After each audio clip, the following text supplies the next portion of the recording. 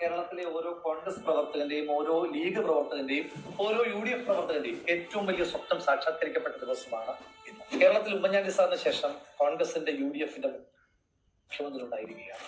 ഒരുപറ്റം മാധ്യമപ്രവർത്തകരും ഇടതുപക്ഷവും BJP ചില സമുദായ നേതാക്കന്മാരും ഒക്കെ വനവാസം കൽപ്പിച്ച വടശ്ശേരി ദാമോദരൻ മകൻ സതീശൻ എന്ന ശ്രീ VD സതീശൻ കേരളത്തിന്റെ 13ാമത് മുഖ്യമന്ത്രിയായി. രാഹുൽ മാങ്കൂട്ടത്തിന്റെ വായിൽ നിന്നാണ് ഇത് കേൾക്കുന്നത്. അതിനു മുമ്പ് നമുക്ക് ഒരാളെ ഒന്ന് മീറ്റ് ചെയ്യേണ്ട ആവശ്യമുണ്ട്. മീറ്റ് അല്ല, ഒന്ന് കണ്ടിട്ട് വരാം. റിനി ആൻഡ് ജോർജ്, നിങ്ങളെല്ലാവരും കൂടി കുഴിച്ചു മൂടാൻ നോക്കിയ ഒരുത്തനല്ലേ? നിങ്ങൾ ഓരോ തവണ താഴ്ത്താൻ ശ്രമിച്ചപ്പോഴും ഉയർന്നു വരുന്ന ഒരുത്തൻ. നിങ്ങൾ ഓരോ തവണയും കെടുത്താൻ ശ്രമിച്ചപ്പോഴും ആള് കത്തിയ ഒരുത്തൻ. വനമാസമല്ല, ഇനി പട്ടാഭിഷേകമാണ്. ഓക്കെ, പത്മനാഭന്റെ മണ്ണിൽ ഇനി എൻ്റെ ശ്രീ പത്മനാഭൻ വാഴും. ഒമ്പോ എൻ്റെ പൊന്നോ, ഇനി എന്തൊക്കെ വരാൻ കിടക്കുന്നെന്ന് ദൈവം തമ്പുരാന് മാത്രം അറിയാം. സത്യം പറയാലോ, പോസ്റ്റ് എൻ്റെ കൂട്ടുകാരൻ അയച്ചു തന്നപ്പോഴാണ് ഞാനത് കാണുന്നത് തന്നെ. സതീഷേട്ടാ, കഷ്ടാലം തുടങ്ങിയോ എന്നൊരു ഡൗട്ട് ഉണ്ട് കേട്ടോ. എന്തായാലും ഇന്നലെ ഈ പോസ്റ്റ് ഇട്ടതിന് ശേഷമാണ് ഇന്ന് BJPയിലെ കുറെ ആൾക്കാരൊക്കെ ഇന്ന് സമരം എന്നൊക്കെ പറഞ്ഞ് ഇറങ്ങി തിരിച്ചല്ലോ. ഓക്കെ, ഞാൻ അതിലോട്ടൊന്നും കൂടുതൽ വരുമൊന്നും ചെയ്യുന്നില്ല. VD സതീശന്റെ അദ്ദേഹത്തിന്റെ നിപ്പും കാര്യങ്ങളൊക്കെ കണ്ടില്ലേ. പോരാത്തിന് ചേച്ചി കമന്റ് ബോക്സ് ഒക്കെ അങ്ങ് ഓഫാക്കി വെച്ചിരിക്കുക. എന്തായാലും നല്ല കാര്യങ്ങളൊക്കെ തന്നെ. അപ്പൊ നമുക്ക് പോള കഴിച്ചിട്ട് കാര്യങ്ങളൊക്കെ സംസാരിച്ചു തുടങ്ങാം.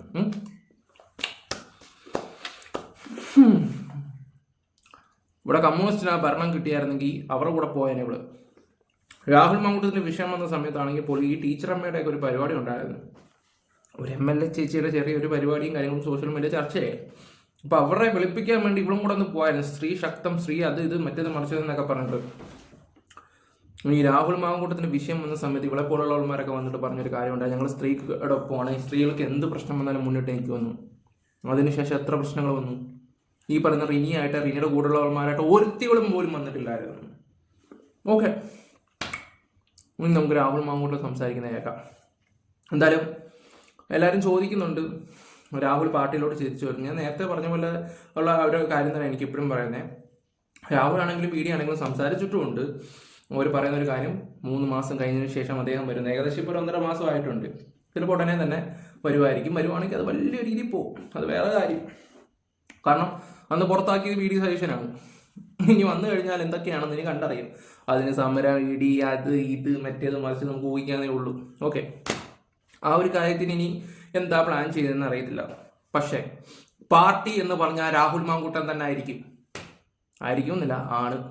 കാരണം എന്താന്ന് വെച്ചാലേ, ഈ ഒരു സ്ഥാനത്ത് ഗണേഷ് കുമാർ പണ്ട് കാണിച്ചത് അപ്പുറത്തെ തൊട്ട് പോയി ചാടി. അതിനെക്കുറിച്ചൊന്നും പറയുന്നില്ല. ഓക്കെ, അപ്പോൾ നമ്മുടെ ചാനൽ ആദ്യമായിട്ട് കാണുന്നവരെല്ലാവരും ഒന്ന് സബ് ചെയ്തേക്കുക, ഫേസ്ബുക്കിൽ കാണുന്നവരൊന്ന് ഫോളോ ചെയ്തേക്കുക. രാഹുൽ മാങ്കൂട്ടം VD സതീശനെ ഇഷ്ടമുള്ളവരൊക്കെ ഒന്ന് ലൈക്ക് ഇടിക്കുക, അഭിപ്രായം താഴെ കൊടുക്കുക. ഇവരൊന്ന് വന്നു കഴിഞ്ഞാൽ അടിപൊളിയായിരിക്കും. ഇനി നമുക്കങ്ങോട്ട് രാഹുലിൻ്റെ വീഡിയോ ഒന്ന് കണ്ടിട്ട് വരാം. എന്നാലും റിനി അടിപ്പിക്കലേ എൻ്റെ പൊന്ന് VD സതീശൻ. 10 വർഷക്കാലമായിട്ടുള്ള കേരളത്തിലെ ഓരോ കോൺഗ്രസ് പ്രവർത്തകന്റെയും ഓരോ ലീഗ് പ്രവർത്തകന്റെയും ഓരോ UDF പ്രവർത്തകന്റെയും ഏറ്റവും വലിയ സ്വപ്നം സാക്ഷാത്കരിക്കപ്പെട്ട ദിവസമാണ് ഇന്ന്. കേരളത്തിൽ ഉമ്മൻചാണ്ടി സാറിന് ശേഷം കോൺഗ്രസിന്റെ UDFന്റെ മുഖ്യമന്ത്രി ഉണ്ടായിരിക്കുകയാണ്.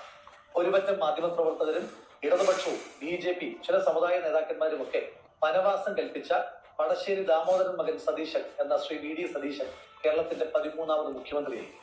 നമ്മുടെ തെരഞ്ഞെടുപ്പിന്റെ സമയത്താണ് ഇത്തരത്തിലുള്ള വീഡിയോകളുമായി പരസ്പരം സംബന്ധിച്ചത്. ഇന്നിപ്പോ ഈ വീഡിയോ ചെയ്യാനുള്ള പ്രധാനപ്പെട്ട കാരണം, ഞാൻ ഡൽഹിയിൽ നിന്നുള്ള KC വേണുഗോപാൽ ഒരു പത്രസമ്മേളനം. ആ പത്രസമ്മേളനത്തിൽ ആവർത്തിച്ചുള്ള കുത്തിത്തിരിപ്പ് ചോദ്യങ്ങൾക്ക് അദ്ദേഹം മനോഹരമായി മറുപടി പറഞ്ഞു. അദ്ദേഹം പറഞ്ഞു, ശ്രീ VD സതീശൻ എന്റെ പൂർണ്ണമായ പിന്തുണയുണ്ട്.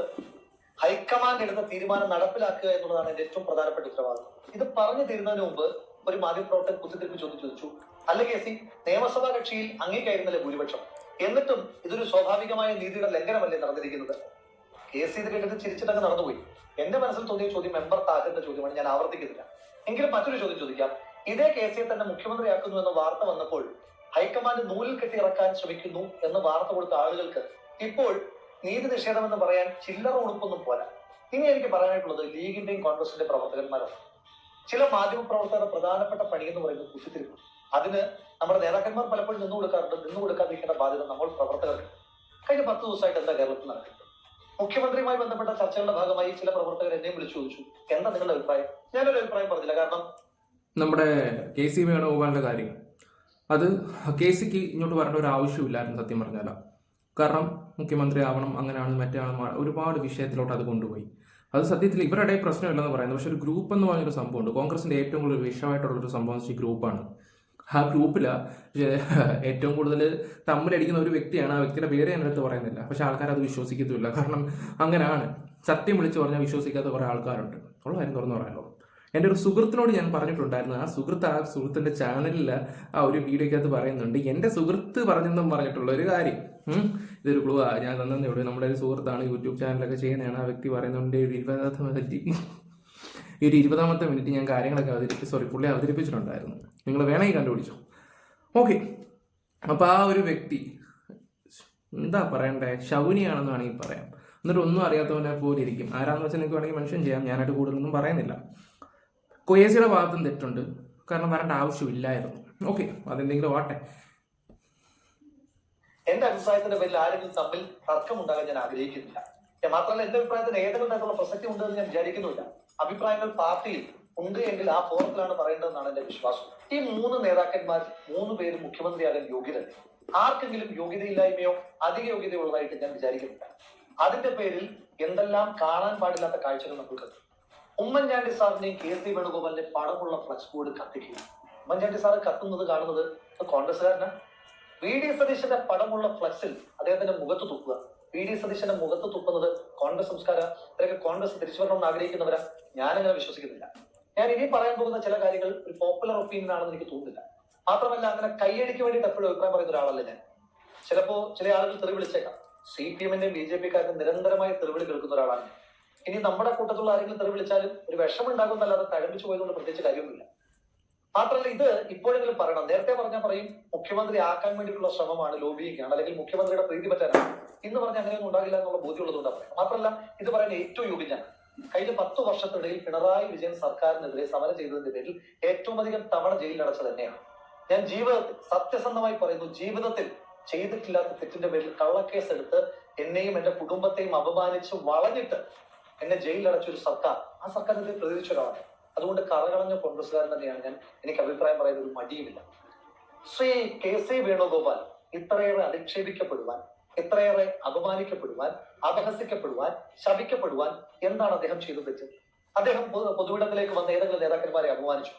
അദ്ദേഹം മുഖ്യമന്ത്രിയാകാൻ ആഗ്രഹിച്ചിട്ടുണ്ടാകാം, VD ആഗ്രഹിച്ചിട്ടുണ്ടാകാം, RC ആഗ്രഹിച്ചിട്ടുണ്ടാകാം. എന്താ തെറ്റ്? VD സതീശനും രമേശ് ചെന്നിത്തലയും KC വേണുഗോപാലും മുഖ്യമന്ത്രിയാകാൻ ആഗ്രഹിച്ചിട്ടുണ്ടെങ്കിലും അതിനുവേണ്ടി ശ്രമിച്ചിട്ടുണ്ടെങ്കിലും ഒരു തെറ്റുമില്ല. നമുക്ക് ഓരോരുത്തർക്ക് നമ്മുടെ ഇഷ്ടമനുസരിച്ച് VD മുഖ്യമന്ത്രി ആകട്ടെ എന്നോ, RC മുഖ്യമന്ത്രി ആകട്ടെ എന്നോ, KC മുഖ്യമന്ത്രി ആകട്ടെ എന്നോ എന്ന് പറയാം. പക്ഷെ അതിന്റെ പേരിൽ നേതാക്കന്മാരെ അധിക്ഷേപിക്കുന്നത് ഒട്ടും നല്ല പ്രവണതയല്ല.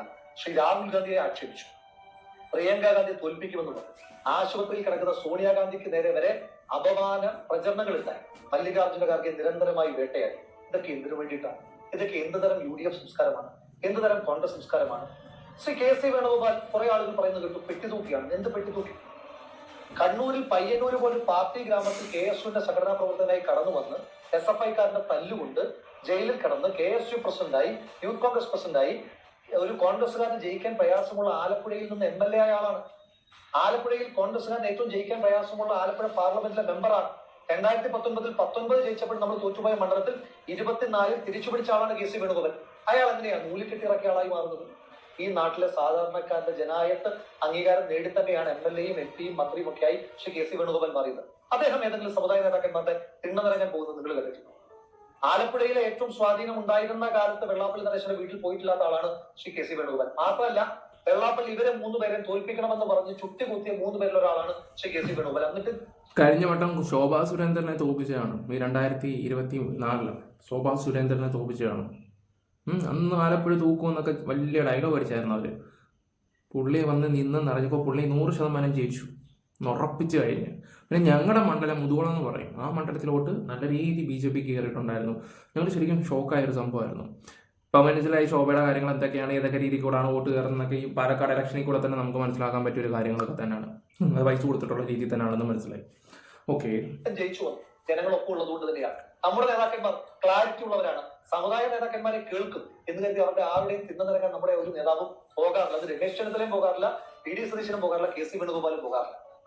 ഈ രാജ്യത്ത് കെ.സി. വേണുഗോപാൽ രാജ്യത്തെ കോൺഗ്രസിന്റെ മുഖ്യധാരയിലേക്ക് വരുന്നത് 2019 ശേഷം. അതായത് കോൺഗ്രസ് തോറ്റു തുന്നം പാടി രാജ്യത്തെ പ്രധാനപ്പെട്ട നേതാക്കന്മാരെല്ലാം കോൺഗ്രസ് പാർട്ടി ഉപേക്ഷിച്ചു പോയി അവരുടെ സുഖങ്ങളും സൗകര്യങ്ങളും അധികാരവും തേടിപ്പോയപ്പോ രാഹുൽ ഗാന്ധിയുടെ തോളോട് തോൾ ചേർന്ന് നിന്ന ആളാണ്. പിന്നെയും തെരഞ്ഞെടുപ്പുകൾ ജയിച്ചിട്ടുണ്ട്. അപ്പോഴൊന്നും കെ.സി. നമ്മൾ ഓർത്തിട്ടില്ല. ഏതെങ്കിലും ഒരു പാൽ സൊസൈറ്റിയിൽ തോറ്റാൽ പോലും നമ്മൾ പറയും കെ.സി. ആണ് ഉത്തരവാദി. വിജയങ്ങളെല്ലാം രാഹുൽ ഗാന്ധിക്ക്, പരാജയങ്ങളെല്ലാം കെ.സി. വേണുഗോപാൽ. അയാൾ മറുത്തൊരു അക്ഷരവും വേണ്ടിയിട്ടില്ലല്ലോ. ഈ തെരഞ്ഞെടുപ്പിന്റെ കാലത്ത് അയാളുടെ കോൺട്രിബ്യൂഷൻ ചെറുതാണ്. പാർട്ടി വിട്ട് കോൺഗ്രസിൽ നിന്ന് പിന്തുണയോടുകൂടി MLA ആയ തളിപ്പറമ്പിലെ ഗോവിന്ദ മാഷ് ആദ്യം നന്ദി പറഞ്ഞത് കെ.സി. വേണുഗോപാലിനാണ്. അമ്പലപ്പുഴയിൽ നിന്ന് ജയിച്ചു വന്ന ജി സുധാകരൻ ആദ്യം നന്ദി പറഞ്ഞത് കെ.സി. വേണുഗോപാലിനാണ്. അതടക്കം ഈ തെരഞ്ഞെടുപ്പിൽ എല്ലാ നേതാക്കന്മാരും മത്സരരംഗത്തേക്ക് പോയപ്പോൾ ഒരു വിമതൻ പോലും ഉണ്ടാകാതെ, അഭിപ്രായ വ്യത്യാസങ്ങളില്ലാതെ എല്ലാവരും ചേർത്ത് പിടിച്ച നേതാവാണ് ശ്രീ കെ.സി. വേണുഗോപാൽ. അദ്ദേഹം MLA ആകട്ടെ, അദ്ദേഹം മുഖ്യമന്ത്രി ആകട്ടെ എന്ന് ആരെങ്കിലും ഒക്കെ MLA മാർ ആഗ്രഹിച്ചിട്ടുണ്ടാകും. അതിലെന്താ തെറ്റ്?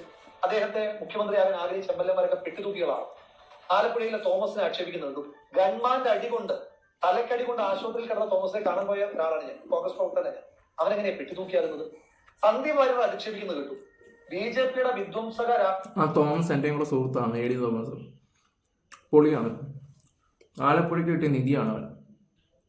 ആലപ്പുഴയ്ക്ക് കിട്ടിയ നിധിയാണ്. എന്നാൽ ഗൺമാൻ്റെ കയ്യിൽ നിന്ന് കിട്ടിയ അടി ഇഷ്ടം പോലെ അടി കിട്ടി, ഇഷ്ടം പോലെ. ഇന്ന് അവൻ MLA ആണ്. അയാൾക്കെതിരെയുള്ള നീക്കങ്ങൾ അവൻ തുടങ്ങി കഴിഞ്ഞിട്ടുണ്ട്. ഉറപ്പാണ് അവനെ തൂക്കിയിട്ട് അവൻ അടങ്ങത്തുള്ളൂ. അത് പണ്ടേ തീരുമാനിച്ച ഒരു കാര്യമാണ്. ഞാൻ കൂടുതലൊന്നും പറയുന്നില്ല ഈ ഒരു വിഷയത്തിൽ. രാഹുൽ സംസാരിക്കട്ടെ. രാഹുൽ പറയുന്ന കാര്യങ്ങൾ സംസാരിക്കുമ്പോൾ നമ്മൾ എന്തിനാ പറ്റിയ അഭിപ്രായം അങ്ങനെയാണ് ഇങ്ങനെയാണെന്നൊന്നും പറയേണ്ട ആവശ്യമില്ല. എല്ലാം പുള്ളി പറയുന്നുണ്ട്. പിന്നെ റിനിയുടെ കാര്യം മാത്രമേ ഞാനൊന്ന് പറഞ്ഞതേ ഉള്ളൂ.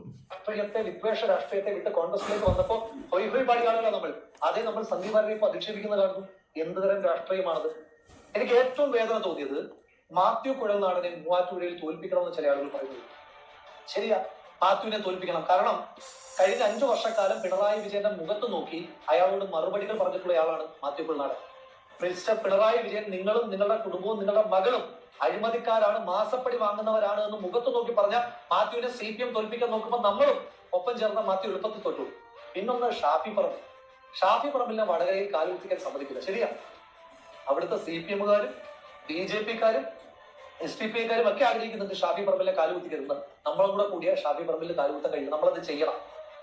ഈ തെരഞ്ഞെടുപ്പിന്റെ സമയത്ത് ഏറ്റവും അധികം നേതാക്കന്മാരും അതുപോലെ തന്നെ MLA സ്ഥാനാർത്ഥികളും ഒക്കെ എന്നെ വിളിച്ചിട്ടുണ്ട് ഷാഫി പറമ്പിലുമായിട്ടുള്ള ബന്ധത്തിന്റെ പേരിൽ ഒരു റോഡ് ഷോയ്ക്ക് വേണ്ടിയിട്ട്. അപ്പൊ തെരഞ്ഞെടുപ്പിന്റെ സമയത്ത് കാലാവസ്ഥ നോക്കാതെ, വെയിലാണോ മഴയാണോ നോക്കാതെ, രാവാണോ പകലാണോ എന്ന് നോക്കാതെ ആളെ കൂട്ടാനും തെരഞ്ഞെടുപ്പിൽ വിജയിപ്പിക്കാനും ഷാഫി പറമ്പിൽ വേണമായിരുന്നു. പെട്ടെന്ന് നമുക്ക് ഉറപ്പില്ലാത്ത, അദ്ദേഹം പറഞ്ഞിട്ടുണ്ടോ ഇല്ലോ നമുക്ക് പോലും അറിയാത്തൊരു വിഷയത്തിൽ അദ്ദേഹം അൺപോപ്പുലർ ആകണം, അദ്ദേഹത്തിനെതിരെ വെറുപ്പ് നമ്മൾ പകർത്തണം, അദ്ദേഹത്തെ ഇല്ലായ്മ ചെയ്യണം. CPM-കാരൻ പറഞ്ഞിട്ട് അധിക്ഷേപം വരെ നമ്മൾ പറയണം. നല്ല രീതിയാണ്. M. ലിജുവിനെ ആക്ഷേപിക്കുന്നത്. ലിജു ചേട്ടന്റെ കായംകുളത്ത് വെച്ചിട്ടുള്ള കണ്ണീരോടുകൂടിയിട്ടുള്ള പ്രസംഗം കണ്ടിട്ട് കരച്ചിൽ വന്ന ഒരാളാണ് ഞാൻ അങ്ങനെ വലിയ M. ലിജു ഫാനോ അദ്ദേഹത്തിന്റെ സപ്പോർട്ടറോ ഒന്നും ആയിരുന്നില്ല. പക്ഷേ ലിജു ചേട്ടൻ ഈ തെരഞ്ഞെടുപ്പിൽ ജയിക്കണമെന്ന് ആത്മാർത്ഥമായി ആഗ്രഹിച്ച ഒരാളാണ്. കാരണം ഹി ഡിസേർവ്സ് ദാറ്റ്. ആ ലിജു ചേട്ടനെ ഇപ്പൊ നമ്മൾ തോൽപ്പിക്കണം എന്നാ പറയുന്നത്. അങ്ങനെ കുറെ ആളുകളെ തോൽപ്പിക്കണം. ശരി, എല്ലാവരും തോൽപ്പിക്കാം. സന്ദീപ് വാര്യർ തൊട്ട് തിരുവനന്തപുരത്ത് ഇപ്പൊ ജയിച്ച സുധീർ ഷാ പാലോടിനെ വരെ നമുക്ക് തോൽപ്പിക്കാം. എന്നിട്ട് CPM-നും BJP-ക്കും എളുപ്പമാർഗം ഉണ്ടാക്കി കൊടുക്കാം. പ്രിയപ്പെട്ട കോൺഗ്രസിന്റെ നേതാക്കന്മാർ, കോൺഗ്രസിന്റെ പ്രവർത്തകർ, ലീഗിന്റെ പ്രവർത്തകർ, പാർട്ടിയിൽ നിന്ന് പുറത്താക്കിയ ഒരാളാണ് ഞാൻ, പുറത്താക്കപ്പെട്ട ഒരാളാണ് ഞാൻ ചെയ്തിട്ടില്ലാത്ത തെറ്റിന്റെ പേരിലാണ് പുറത്താക്കപ്പെട്ടതെന്ന് എനിക്ക് നല്ല ബോധ്യമുണ്ടായിട്ടും, എന്നെ പാർട്ടി കേട്ടിട്ടില്ല എന്ന് അറിഞ്ഞിട്ടും, എന്നോട് നീതിയല്ല കാണിച്ചതെന്ന് ബോധ്യമുണ്ടായിട്ടും തെരഞ്ഞെടുപ്പിന്റെ സമയത്ത് പോലും ഒരു മൗനം കൊണ്ട് പോലും, ഒറ്റ വരി കൊണ്ട് പോലും അസ്വസ്ഥത രേഖപ്പെടുന്നത് ഈ പാർട്ടിക്കാരനായിട്ട് നിൽക്കുന്ന ഒരാളാണ് ഞാൻ. എനിക്കെതിരെ നടപടി എടുത്തപ്പോൾ പോലും പാർട്ടിയാണ് ശരിയെന്ന് പറയുന്ന ഒരാളാണ്. അങ്ങനെ കോൺഗ്രസ്സുകാരുടെ അഭ്യർത്ഥന, ഇനിയെങ്കിലും നമ്മൾ ഈ ഹേറ്റ് പൊളിറ്റിക്സ് സംസാരിക്കും. നമ്മൾക്ക് ഇഷ്ടമുള്ള ഒരു നേതാവിന് വേണ്ടിയിട്ട് മറ്റു നേതാക്കന്മാരെ ആക്ഷേപിക്കുന്നു.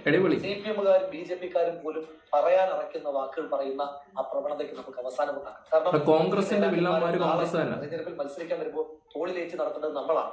അന്ന് നമ്മൾ പറഞ്ഞ കാര്യങ്ങൾ മാത്രം CPM-കാർ തിരിച്ചു പറഞ്ഞാൽ അവരുടെ ജോലി എളുപ്പമാണ്. അതുകൊണ്ട് നമ്മൾ 10 വർഷമായി കാത്തുന്ന ഒരു സർക്കാർ അധികാരത്തിൽ വന്നിരിക്കുകയാണ്. തെരുവില് സമരം ചെയ്ത ആളുകളാണ്, അടികൊണ്ട ആളുകളാണ്.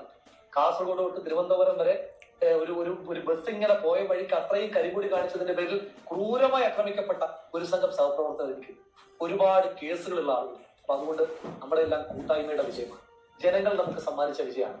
ഈ പാർട്ടി അങ്ങനെ തെറ്റ് ചെയ്യുന്ന ഒരു പാർട്ടിയാണ്. നമ്മൾ ചില ആളുകൾ വാദത്തിന് വേണ്ടി പറഞ്ഞു കെ.സി. വേണുഗോപാൽ ഹൈക്കമാൻഡിനെ മാനിപ്പുലേറ്റ് ചെയ്യും, മധ്യപ്രദേശും രാജസ്ഥാനും ആവർത്തിക്കും. സത്യത്തിൽ എന്താ മധ്യപ്രദേശും രാജസ്ഥാനും സംഭവിച്ചത്? ഇതിന് മുൻപ് പറയാഞ്ഞത് അങ്ങനെ കെ.സി. പക്ഷം പിടിക്കുകയാണെന്ന് നിങ്ങൾ പറയുമെന്നുള്ളത് കൊണ്ടാണ്. രാജസ്ഥാനിൽ സത്യത്തിൽ ഹൈക്കമാൻഡിന്റെ താല്പര്യം സച്ചിൻ പൈലറ്റിനെ മുഖ്യമന്ത്രിയാക്കുക എന്നുള്ളതായിരുന്നു. പക്ഷെ രാജസ്ഥാനിലെ മഹാഭൂരിപക്ഷം ആളുകളും അവിടുത്തെ MLA-മാരും പറഞ്ഞല്ല അശോക് ഗെഹ്ലോട്ടാണ് ശരിയെന്ന്. പാർട്ടി അതിനോടൊപ്പം നിന്നു. അതായിരുന്നു സത്യം. കാരണം സച്ചിൻ പൈലറ്റ് പാർട്ടി വിടുന്നതിനെ പറ്റി ആലോചിച്ചു. അധികാരമില്ലാത്തപ്പോഴും അശോക് ഗെഹ്ലോട്ട് കറകളഞ്ഞ കോൺഗ്രസ്സുകാരായി തുടരുന്നു. മധ്യപ്രദേശിൽ ഹൈക്കമാൻഡിന് താല്പര്യം ജ്യോതിരാദിത്യ സിന്ധ്യ ആയിരുന്നു മുഖ്യമന്ത്രിയാകണം എന്നായിരുന്നു. പക്ഷെ അവിടുത്തെ MLA-മാരും പാർട്ടി പ്രവർത്തകരും പറഞ്ഞു അല്ല, കമൽനാഥ് ആകണം. അവരായിരുന്നു ശരി. കാരണം അധികാരം കിട്ടാത്തപ്പോൾ ജ്യോതിരാദിത്യ സിന്ധ്യ ഇപ്പോ പാർട്ടി വിട്ട് BJP-യിൽ പോയി ഹേറ്റ് പൊളിറ്റിക്സ് പറയുകയാണ്. പാർട്ടി വിട്ട് അധികാരം കിട്ടിയില്ലെങ്കിൽ പാർട്ടി വിട്ട് പോകുന്നവന്മാരെ ഏതെങ്കിലും ഒരു സ്ഥാനം ഏൽപ്പിക്കാത്തതിന്റെ പേരിൽ ഒരു സ്റ്റേറ്റ് പോയിട്ടുണ്ടെങ്കിൽ പോകട്ടേനെ, തോറ്റു തുന്നം പാടിയാൽ ഈ പാർട്ടി എന്ന് പറഞ്ഞ് ഉറച്ചു നിൽക്കുന്ന കുറെ മനുഷ്യന്മാരില്ല, അവരുടേതാണ് ഈ പാർട്ടി. കേരളത്തിലും ഹൈക്കമാൻഡ് ഏറ്റവും യുക്തമായി തീരുമാനമെടുത്തു. ഒരാളും സ്വാധീനിക്കാൻ പോയില്ല. കേരളത്തിലെ പോപ്പുലർ ഡിമാൻഡായി വന്ന ശ്രീ VD സതീശൻ മുഖ്യമന്ത്രിയാകുക എന്ന ഡിമാൻഡ് ഹൈക്കമാൻഡ് കൈക്കൊള്ളുമ്പോൾ ആ ഹൈക്കമാൻഡിന്റെ പാർട്ടി KC വേണുഗോപാൽ, ആ KC വേണുഗോപാൽ രണ്ട് കൈയിൽ നീട്ടിയ തീരുമാനത്തെ സ്വീകരിച്ചു. രമേശ് ചെന്നിത്തല VD സതീശനോടൊപ്പം പരിഗണിക്കപ്പെട്ട ആളാണ്. VD സതീശൻ പറയുന്നത് പോലെ അദ്ദേഹത്തിന്റെ നേതാവായിരുന്ന ആളാണ്. ആ രമേശ് ചെന്നിത്തലയാണ് VD സതീശന് പിന്തുണയുമായിട്ടുള്ള കത്ത് കൊടുക്കുന്നത് ബഹുമാനപ്പെട്ട ഗവർണർക്ക്. ഇതാണ് കോൺഗ്രസ് നേതൃത്വത്തിന്റെ ഒരു സൗന്ദര്യം, ബ്യൂട്ടി ഓഫ് അവർ ലീഡർഷിപ്പ്. അതുകൊണ്ട് ആ ട്രൂ സ്പിരിറ്റ് നമ്മൾ ഉൾക്കൊള്ളണം. വീണ്ടും അഭ്യർത്ഥിക്കുന്നു, പാർട്ടിയിൽ നിന്ന് പുറത്താക്കപ്പെട്ട ഒരു പാർട്ടിക്കാരുടെ അഭ്യർത്ഥനയാണ്. നമ്മൾ കാത്തിരുന്ന വിജയമാണ്. ഇനിയെങ്കിലും നമുക്ക് ഇത് ആഘോഷിച്ചു തുടങ്ങാം. നമസ്കാരം. അവസാനത്തെ നിമിഷമൊക്കെ ഞാൻ ഇപ്പോഴായിരുന്നു കേൾക്കുന്നത്. യഥാർത്ഥ കോൺഗ്രസ്സുകാരനെന്ന് എന്തോ ആയിക്കോട്ടെ, പെണ്ണുപിടിയനോ എന്ത് വേണമെങ്കിലും പറഞ്ഞു ഇദ്ദേഹത്തിനെ കുറിച്ച്. പക്ഷെ ഒരു കോൺഗ്രസ്സുകാരൻ എന്ന നിലയിൽ അടിപേര് ഉറച്ചു നിൽക്കുന്ന ബാക്കി നിങ്ങൾ ഊഹിച്ചെടുത്തു എന്താണെന്ന്. എന്തായാലും നിങ്ങൾക്ക് വീഡിയോസ് ഇഷ്ടപ്പെടുകയാണെങ്കിൽ ലൈക്ക്, ഷെയർ, സബ്ബൊക്കെ ചെയ്യാം. ഇനിയെങ്കിലുമൊക്കെ മനസ്സിലാക്കി മുന്നോട്ട് പോയാൽ കുറച്ചും കൂടെ നല്ലതായിട്ടെന്ന് തോന്നുന്നു.